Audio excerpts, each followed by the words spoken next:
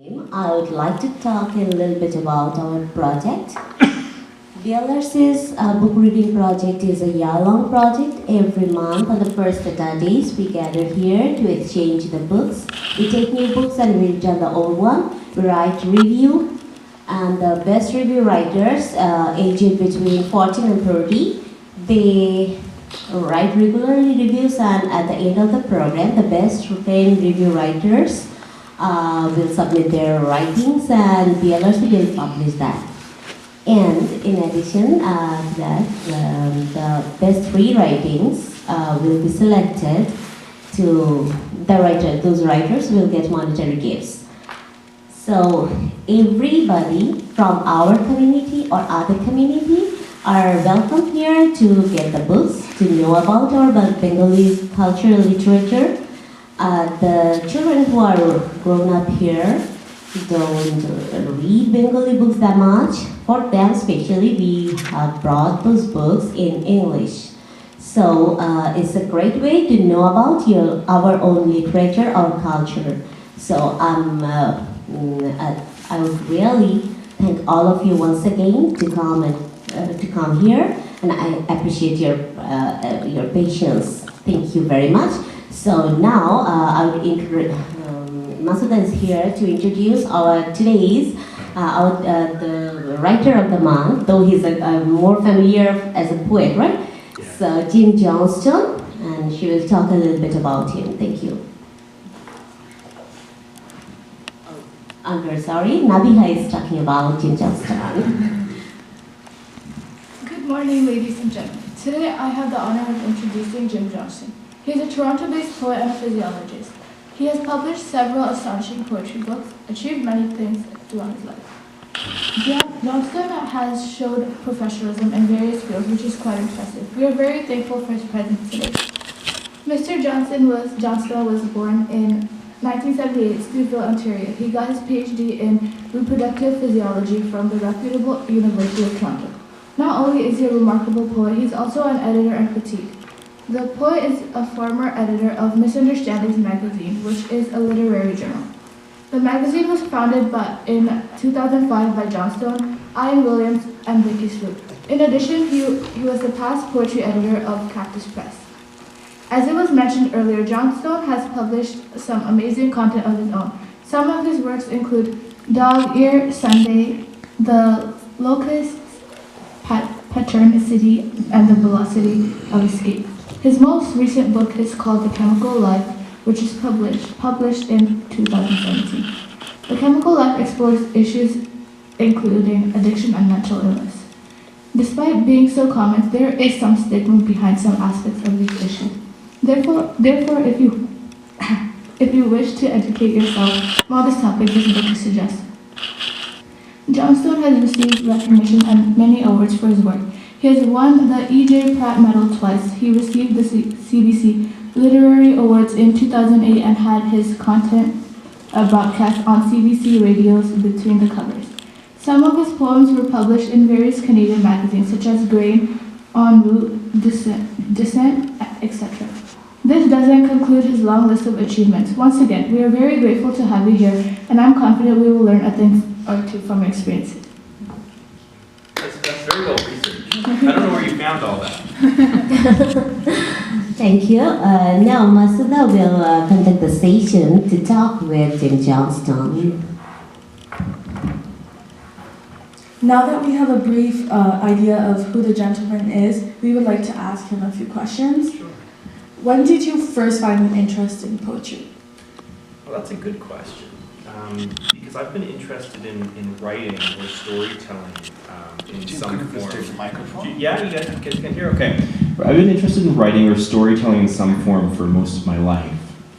When I was much younger, maybe about 8 years old, I actually took to writing short stories and choose your own adventure stories. It was a very popular form of book when I was growing up, where you could skip around in the book based on choices that you wanted to have the author make.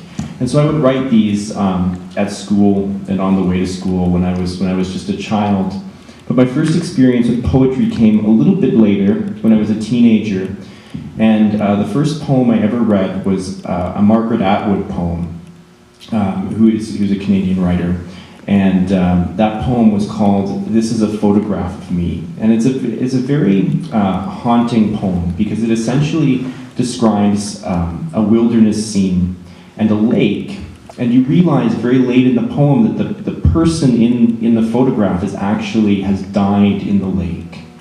And I was very interested in how you could tell a story on a single page, and that the narrative was encapsulated, and that fascinated me, and I started to read and write poetry.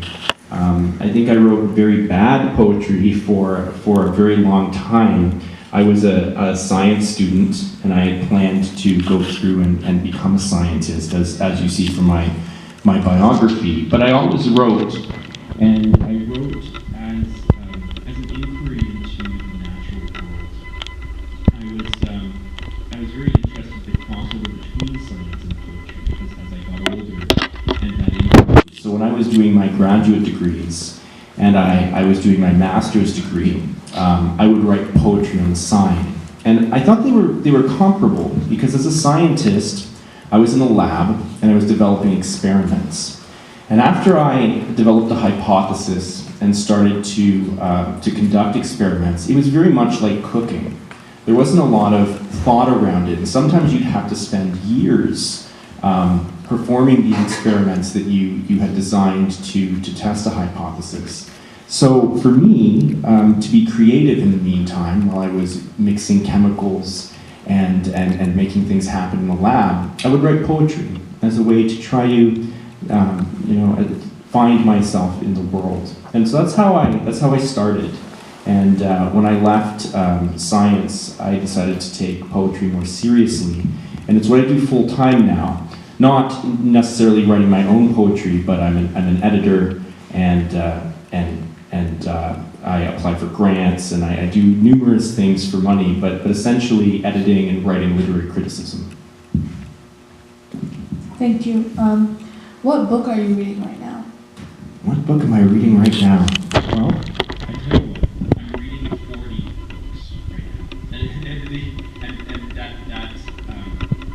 answer is that I'm actually editing an anthology of 40 Canadian poets. So I've been spending a lot of time with the work of those 40 poets to compile this anthology and choose poems. So I've been reading, I suppose it's not 40 books, it's 40 people, and it's more books than that. They all have published numerous books. Yeah, that's what I'm reading now. A lot of Canadian poets. That's a lot. And one other thing I'm reading right now is my wife loves Harry Potter, so before bed we read some Harry Potter. That's amazing. If you could tell your younger writing self anything, what would it be? Well, that's a very good question. I think it would be to be patient. I think that the biggest change in my life over maybe the 20 years that I've been writing poetry professionally, I think it was 20 years ago that my first poem was published in a journal, is that I'm more patient. So I spend more time with the work, I spend more time on craft. I'm much less eager to publish because I want to see a specific thing in print, not just anything. And when I first started, I really liked the idea of other people reading something that I'd written, and I feel much more reticent about that now. I'd like people to be reading something good, and if I wrote it, that's coincidental. So that's the advice I'd give myself, is just to be patient, and that these things come, and to enjoy the journey. Who are some of your favorite poets? There are a lot, but something that Subrata and I were talking about was Earl Burney, and I was a very big fan of Earl Burney. He was a poet that lived in my hometown when I was growing up, and he's died now, but he was a wonderful Canadian writer who wrote a poem called David that is about mountaineering. It was a very Canadian feeling poem, and a poem that I've called in print the quintessential a Canadian poem of the 20th century, and I was very fortunate to edit one of his books, a collection of his poetry. It would look like this, but this is another one that I've done, and this is D.G. Jones.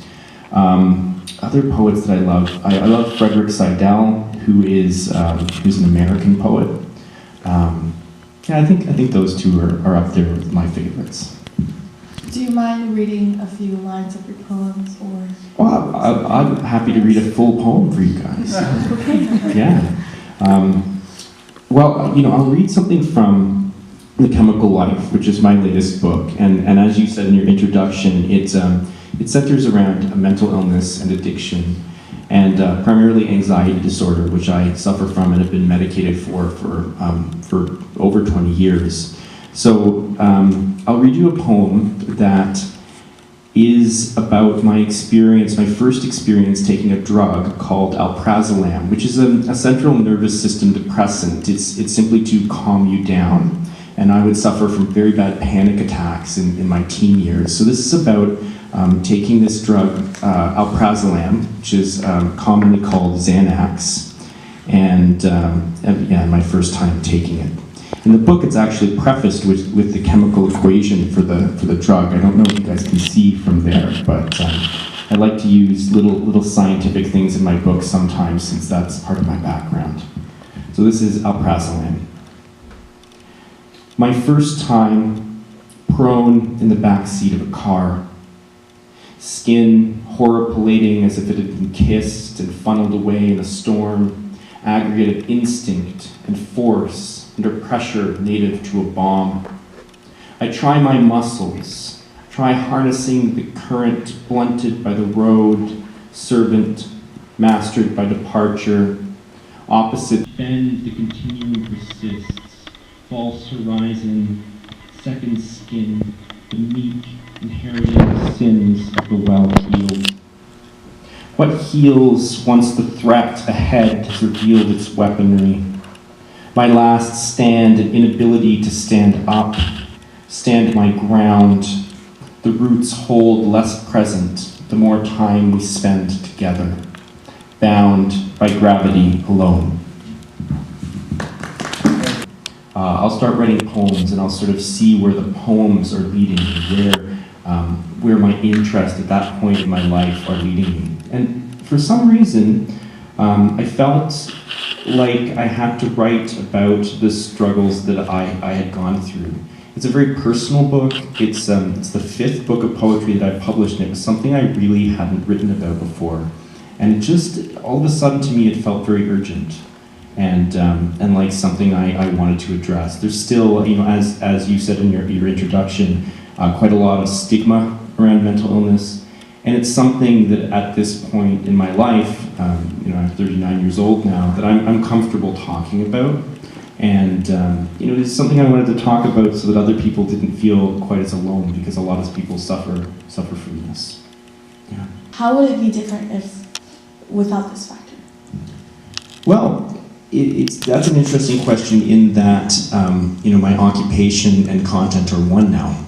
I'm primarily a writer by trade, so there's no influence, and that's certainly changed the way I write. But the scientific content from earlier in my career had a huge influence on my writing, and it had an unconscious influence because I was in the lab every day, and I would use a certain kind of language. It was scientific language, and I didn't understand that other people didn't use that language commonly. And it really is like its own language. And I'd write scientific articles, and a person that's not used to reading that would try to read it, if it was someone like my wife, and they wouldn't really understand what was there, because it's its own specific thing. It's something you have to study to understand. So I'd write poems with these words. Even in that poem I just read, I used the word horror-palating, which is a medical term for essentially like goosebumps, something your skin can do. And at first, the response to my poetry when I would read it and then when I published it was that people were quite confused. People who hadn't heard that kind of language merged with poetic language before. I've moved away from that a little bit because essentially I've just moved away from it as a person since I was studying it and surrounded with it. But I've always believed in trusting my instinct as a writer and where I am in my life. So when that was a big part of my life, it was a big part of my poetry too. Do you have any advice for young writers and poets that are aspiring to grow? Absolutely, yeah. It's a question I love to answer because I work with a lot of young writers and poets. My first bit of advice is to read, is to really immerse yourself in literature, because it's a hard career path. I mean, some don't even really consider it a career path at all. So if it's something you want to pursue, it essentially has to be something you really love. And if you really love something, you sort of need to, it's one of those things you just can't help want to spend time with.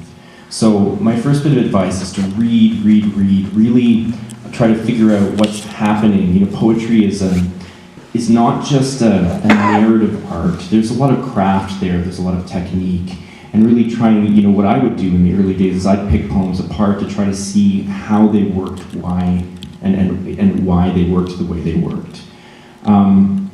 So that would be my first bit of advice. My other bit of advice is to absolutely to write and to practice and to write things that you like writing rather than trying to imitate things you see other people doing.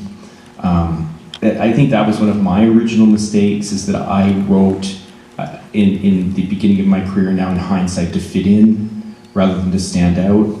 And I see that in a lot of young poets. They want to be part of a community and part of something, and you see all these books and what that entails, and they'll write to become like others rather than to become themselves. So to find yourself through literature, you really have to, you have to stay within yourself and controlled in that sense. I'm an editor. I work at Palimpsest Press. I also run a chapbook press with my wife Erica Smith called Anstruther Press, and that would be the final stage of my advice, is to find your community, which you all are doing here. Find your community, and you'll find people within that community who publish and are available to mentor and help you grow and learn as a poet. Thank you. What are you most proud of as a writer? I think actually the people that I've published, working as an editor and seeing books come to fruition and actually exist in the world. So essentially, it ties into your last question, working with young writers. That's what I like the most. If there's one thing I could do in the career that I've built and continue to do, it would be that, actually. Has your idea of poetry changed since you first started writing poetry? Yes, absolutely. I mean, when I first came to poetry, I thought of poetry as a dead art. I had a big anthology, and it went through European literature essentially. And part of the way I learned history was through that anthology. It taught me about various ages, English ages, the Renaissance, the Romantic era. And I didn't realize there was people that were alive that wrote poetry anymore. It was an eye-opener for me when I moved to Toronto from Stouffville, which is a fairly small town in its north. I feel compelled to write. It is one of the ways that I understand the world. So I really feel like when I'm looking at the world and I want to think about it, one of the ways I do that is that I write. So to me, writing is really, you start to see the movement of the mind, and metaphor and all the techniques you use to write a poem are kind of this associative movement, which is the product of thinking. So to me, to write is just the same as it would be to think. And if I don't do it for a long period of time, I feel like I'm getting dumber, or that I'm not learning anything. And so that's what really drives me to write. And I can feel it. I can kind of feel it inside myself that that's something I need. and it has to come out of me, and often it comes out of me at the worst times because I'm supposed to be doing something else. So I'll often be working on a poem somewhere when I'm supposed to be, editing or, putting together this anthology that I told you about earlier. So yeah, it's a joy. I really, if I could just write poems every day, I would. You think should be inside? That's a difficult question. This is one, and Yeah. my second question is, as a writer, many writers have many motivation or intention or choice that they want to write what they think to write, want to write, and some writer want to write what his or her reader want to read.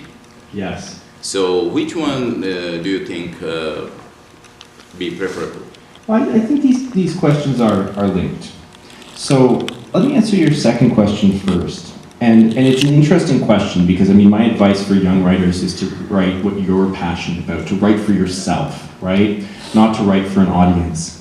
But I think there's a difference between, and sometimes people don't see this, there's a big difference between writing and publishing. So if you're gonna write, there's a lot of things I write that I keep to myself. I don't publish everything I write. I publish things that I think there will be a general interest around, but I write what I want. So there's personal things I've written that I'll keep to myself, and I think that's how you distinguish it, right? I think you need to write what you're passionate about. If you're simply thinking of writing to an audience, it often doesn't work out well. It can, because I believe that poetry is a form of entertainment, like any other kind of media. Poetry is the same thing as a novel. It's meant to entertain, but it's the same thing as television. It's the same thing as music. It's something people pick up because they want to enjoy it. In that sense, I'm different than some people who think that poetry has a real spiritual element. Poetry is spiritual to me as a writer, but I'm not so sure as a reader. I just read it because I enjoy reading it.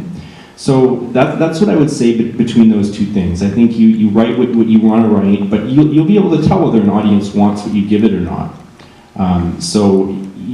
It is a confusing thing in the poetry community because there's not a lot of consumers out there. It's not a huge art. There's not a lot of fans, so it can be difficult to tell. And I think poetry gets a bad reputation because often people will go up on a microphone or publish a book, and it'll be completely insular, something that really only they are interested in. And I feel like that kind of poetry shouldn't really be published because there's no need for publishing. So it's a struggle I have within myself. And I ask myself, is this needed? Is this something people want? Is it something that interests people? And it's been a lifelong struggle. It's something I still struggle with. Now your other question, could you repeat your other question for me? First one. Yeah. Why we call someone is the poem. My question is to simply to become a poem. What ingredients or what things should be in the poem other than general writing?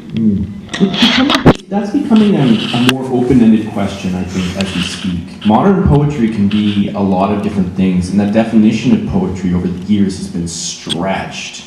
It's very different than it was 100 years ago. But I think the first thing I'll say is that I'm an editor. So people will come to me with poems. And I've had this experience before. Someone comes to you with a poem, and then me as an editor, I can tell them what I think the poem's about, or what it says to me. And I'll often say, you change this part or give advice, and they'll tell me what that part of the poem means. And I'll say, well, it didn't mean that to me. And I think the value of an editor it can tell you how you're communicating with an audience, right? Just because you think something means something or you intend something to mean something doesn't mean that it actually does or that it resonates that way with listeners. That's part of what I love about poems the most, is they're open-ended. They're when you're using constructs like metaphor, it's open to interpretation. People use their imagination to determine what it means. And so as an editor, I often say that the advice that I can give people, that the best thing I can give people is an interpretation of their work and how it resonates with me. So to answer your question, what makes a poem? I think it's about the way you're communicating. And yes, lots of people try to write things, but what I've found over the years is that very much of that ends up the same. And it's not quite communicating what you think it's communicating. For an author, they'll see what they're talking about. They'll often be speaking from real life. So if I were to write a poem about being here in this auditorium, in my mind, when I'm reading it back to myself, I can see the place, I can see what's happening, I can see you. But it takes a certain skill to have a listener see all those things. And so that's, to me, that's the difference between at least a good poem and a bad poem. I hope that helps. I know it doesn't quite answer your question exactly. Yeah, but I was interested to actually to know your view. So Yeah. I have a question. Yeah. So the thing that writing and publishing, as you have mentioned, are the two different things. Yeah. One is to quench your thirst, Mm-hmm. the poet's thirst. Yes. Another one is the monetary part. Yes. So from that perspective, my question is, if we do not consider the emotional part, how, if you take that as a profession by writing the poems, how what kind of implication that has on a writer, one. Mm-hmm. Second, if anyone wants to write a book, how that can add value to that person or to that person's personality. Okay. Two. And the third is, there was a boot camp going on by Tom Jerry few days back in Toronto for 3 days. Okay. So attending that kind of sessions, would that help a person to become a writer? Sure. Well, these are all interesting questions. I think that yes, boot camps do help because poetry is ultimately it's ultimately a craft. It's a form. You know, it's different than writing a short story. It's different than writing a novel, and it's something you have to learn how to do. So these kind of things do help. A boot camp is just like working with an editor, but it'll show you you know, how prompts will work to spark the imagination, and you know, that can be very, very useful in terms of writing and publishing. You know, I think that not a lot of people publish poetry for money because there's no money in it. Not really. So it's something that I think, you know, you have the passion for before you begin writing, and that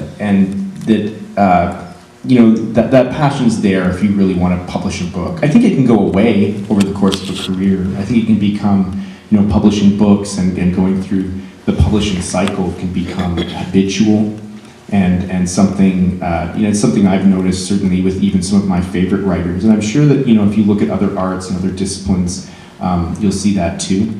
You know, musicians, you know, sometimes they create something that's uninspired because they are doing it for money or because it's part of a career. And in Canada, there's a great granting system for this kind of thing. So I know writers who go through the motion to be, you know, to fit that system, whether they're inspired or not. I think that writing, you know, to one of your questions, that writing, the writing process in and of itself is what I personally get out of writing. It's that process that transforms me and that gives me enjoyment, much more than publishing or reading or speaking or touring. If I had to choose one part of the process, it would be the writing process itself. Yeah, that I'm most interested in.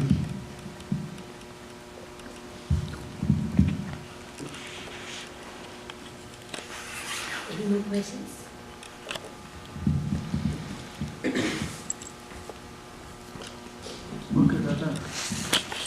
I have the last question. If everybody finished, then I can go. I wanted to ask, but I was thinking that you will ask any question. You want that? No, just. No, I want to be the last patient also in my doctor's chamber every time. I am the last patient. Oh, nice. Well, do you guys want me to read you one more poem before the last question? Oh, sure. Okay. Yeah. The mind is not its own place, except in hell. It must adjust even when the place is known.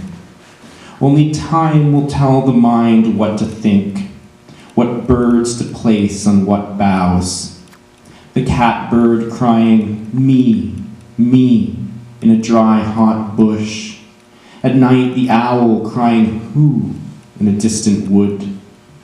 All else is an infernal shade where the family trees gather their antique nightingales and the ill will flowers in the leaves. For hell's the Lord's bijouterie, a Byzantine world where the clockwork birds and the golden bees eternally repeat what the heart once felt, the mind conceived. Wonderful. For the mind in time is a perishing bird. It sings and is still. It comes and goes like the butterflies who visit the hill. The cries of the children come on the wind and are gone. The wild bees come in the clouds. And the mind is not a place at all, but a harmony of now. The necessary angel slapping flies in its own sweat. Cocking its head to the wind, it cries, who me? Who me? And whatever the answer, it forgets. It is radiant night, where time begets the sun, the flowers, Nanabozo's gift, mosquitoes who disturb my sleep, and everything else. Wonderful. Thank you. That's always been one of my favorite poems. And I guess before the last question, I should say I have copies of a bunch of my books at the back if anyone wants to purchase one. So if everybody has finished, I will say a few words regarding my favorite poet sitting before me. Yeah.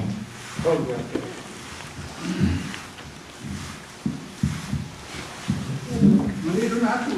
I will sit here, stand here. It gives me extreme pleasure to welcome Jim here. Facing a poet is facing someone's emotion. Physics stuff. Yeah. But you are using it to express your poetic emotion. Yeah. Suppose dog ear. Dog ear is very much skilled to sense the noise only. But he used the dog ear to visualize. Wonderful. Because we use our ear for hearing. And this poet, Jim, used the ear for visualizing. Oh, wonderful. Wonderful. Wonderful. And finally, with reference to the poem that you read last, your Yes. favorite poet, Yeah. in your metaphysical poem, the time is a character in your poem. Yeah. Yeah. And this time is the generator of degeneration in all the biological objects. Yes. Sometimes non-biological also. But though I told you I had no question, I want to know. I want to know. As time degenerates, you can't stop the degeneration. But you can slow down the process.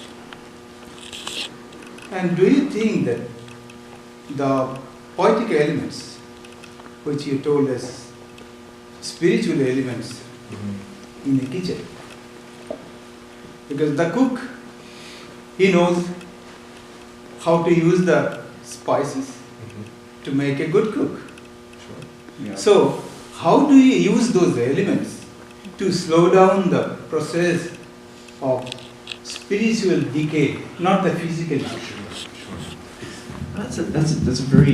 It's a great question, because in fact that's exactly what poetry does for me, is holds off a spiritual decay, because it keeps your mind active. It keeps you asking questions. So you were just describing my book titles, and all of a sudden you had a question that you didn't have before. And sometimes that's the way I feel poetry works. You sit and you write, and you're using your mind, and all of a sudden a new question comes to you, And that's how you probe into that's how you keep your mind from decaying. I find that I'll reach a place when I'm writing now. It's a sort of a spiritual place, but it's a place where time slows down and that I'm in a kind of trance. I don't notice anything happening around me. I'll often write in public, in crowded places. I like to get out of my house when I'm writing. And it's where, it's just me and the idea exists. I don't even, see a computer or a piece of paper if I'm writing. I feel like I'm just there with ideas and questions and thoughts. And I think if you keep doing that, one of the ways people age is they become less interested in the world. When I was a teenager, I read Anne Rice's Interview with a Vampire because as a kid I loved vampires and all sorts of monsters. And the most interesting thing about that book was that while the vampires were immortal, they could live forever, they all died. And they died because they were no longer interested in the culture or the world around them. In their case, it took hundreds of years. But when all the people around them that they knew had died, and the ways that they had known when they were young had died, they died too. And if you keep an interest in the world around you, and the culture, and the change that's happening, and you're part of that change, then it keeps you young. Then one supplementary question comes from your answer. So finally what happens? Everything decayed, the soul escapes. Okay? Yeah. Again go to the name of your book, The Velocity of Escape. Yep. If the soul escapes from the body, can you express it in the term of physics? What is the velocity of escape? I don't know that. The velocity of escape, that equation, the escape velocity equation, is actually a physical equation for if you were to throw an object up in the air, how much force would be required to have that object leave the Earth's gravitational field so that it could travel on its own. I liked that idea and the total should be zero. The answer, the force. Yep. And it's. Well, it needs to balance it against the weight of the object. It should be zero. Yeah. But if it is positive, then it should go to infinity. When it's out of the atmosphere, yes. I just liked that as a metaphor for like the soul escaping or what happens to us, right? So yeah, that's what that was about. Looks like we have entered into the realm of Living to die. We're going to just proceeding towards the decay. So some people they live. Some people they think that I'm dying to live. To you. Do you live to die? You are proceeding towards death? Or you are dying for living? I'm not talking about the spirituality. Obviously, I was thinking that you are a scientist and all your reflections in your writing, not in a prosaic order. You are selecting poetic language, rhythm, scan, everything. But how it is possible? My question is, are you living to die or dying to live? Dying to live. Definitely for me. I got my answer. I think they're part and parcel, right? When I see people move through the world, and sometimes there's a bitterness around death. Yes. I think it's part of the contract. We get to be here and do this and experience pleasure and live. And part of that contract is that we have to die. That's the sacrifice we make to be here. Exactly. So for me, it's definitely dying to live. It was a gift to me. That's the first one. And the second question is, I really like that poem that you read out loud about the mind and like the disease, the disorder and stuff. Yeah. If you have any others in your collection in front of you, would you be able to read another one out? Sure. If you have one. Yeah. Okay. So the first bit of advice is that based on your studies and the way you've worked, you'll have your own language when you're writing poems, and you may not even be aware of it. At least that's that's been my experience as someone who was trained as a scientist. I actually considered going to neuroscience at one point in my undergrad, and I went into reproductive physiology. So I studied pregnancy and birth, and so I think that, you know, you can bring interesting language, things that actually aren't, you know, common speech, things that, ways of speaking that the average person would use to your poetry. So my advice would be to not try to copy any poetry that you see, but to really, you know, write about things that concern and interest you, and to use your scientific background and what you've learned to do that. I think that sometimes when I see people from other disciplines, they want to fit as poets, so they start to write like other poets, and they lose what's actually special about them and their minds. So that's what I would urge you to do. It's really, I think it's so cool when I see scientists who want to write poems too, because there's, you know, as a scientist, I know that a lot of scientists that I worked with actually had a disdain for art. But these are different, you know, you need your mind, you need your soul, and they're different parts of everybody. And, you know, I hate to see it when people don't think that art is valuable. To me, it's just as valuable as anything that we would do as physiologists, you know? Yeah. Thank you. And in terms of poems, well, that's a difficult question. I could try to find something like shark gills.